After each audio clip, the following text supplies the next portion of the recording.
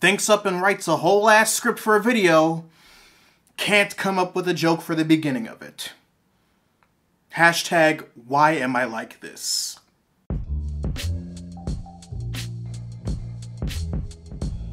Spoiler alert, readers, I'm not really into Halo like that.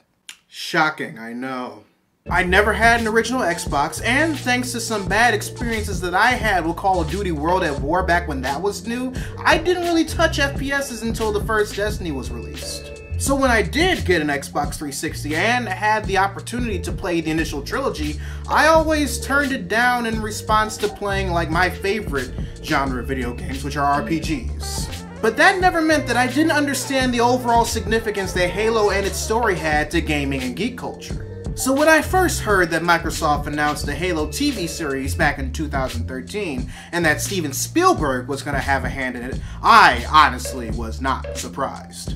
However, ever since Microsoft made the initial announcement during their E3 conference in 2013, all we've been hearing is all talk and no action, at least through the ears of us, the consumers. In 2014, we found out that Microsoft was working out a deal with Showtime so that the show could only be watched through Xbox and Showtime's platforms. No doubt learning a licensing lesson from the mistakes Sony and PlayStation made when they made the show Powers. Then in 2015, when the overall hype began to die down, hardcore fans who were still inquiring about the series were told by Showtime's president that they were still invested in making it work with Microsoft and that it was in development by both companies, but that the truth of the matter is that they shouldn't be expecting further details anytime soon. That's when we fast forward to 2018, where the amount of people that still believe that this show was actually happening matched the same amount of people that initially believed that Aang was the Avatar in the beginning of The Last Airbender.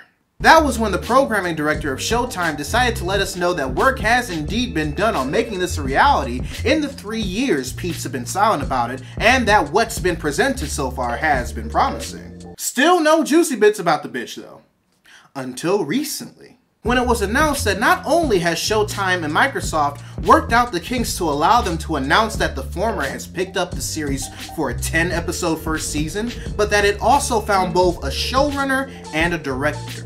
Kyle Killen will be showrunning, writing, and serving as executive producer, while Rupert Wyatt, the director of the second installment of the Planet of the Apes trilogy, will not only be executive producing as well, but also directing a handful of episodes. The only person missing from the initial announcement that was made 5 years ago is Steven Spielberg, but his production company Amblin Entertainment is still involved. Nevertheless, readers, this tells us a lot about how we should approach things those of us who are determined to see get done handle such things. And that's a combination of don't put your business out there every 5 minutes and take your time. It's honestly the reason why I care more about this happening despite not really knowing the source material as opposed to, I don't know, James Cameron's Avatar sequels. The development for the movies have definitely been longer than what it took to get the groundwork situated for the Halo series. But even though Cameron is definitely taking his time with them, the reason why there just isn't that much hype for them is that James Cameron just keeps talking.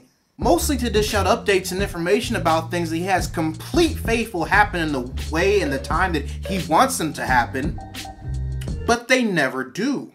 Thus creating a trail of broken promises that result in starting the general public down a path of steadily no longer caring about what it is that he's creating. Meanwhile, the only thing that we've heard about the Halo series over the course of the 5 years since it's been announced was that they were working on a deal, and that's it.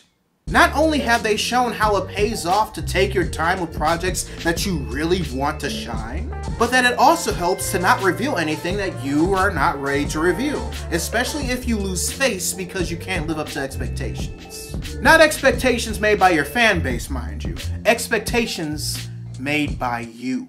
Because if you set your own expectations, announce them to the world, and then fail to follow up on them when you could have just easily kept that shit to yourself until you were completely satisfied to do so, trust me when I say that the difference in reception will be night and day. Readers, whatever it is that you're doing, take your time, do it right, feel comfortable in your own development, and don't overpromise. They may not be all the keys to success, but at least it worked out for this Halo series. Anyway, readers, your homework assignment for the day. Write in the comment section below whether or not you're looking forward to the Halo TV series. You know, now that we know it's actually happening. Or if you feel like sharing with the rest of the class an instance in which you realize that your best course of action was to take your time and not reveal things prematurely to avoid future disappointments. Either way, I'd love to know your thoughts. If you want to support the channel, you can purchase official merchandise by clicking the card at the end of the video or in the link in the description down below. Also, make sure you subscribe to the channel and turn on notifications because I post new videos every Monday, Wednesday, and every other Friday. But until then, this is Readus 101. Class dismissed.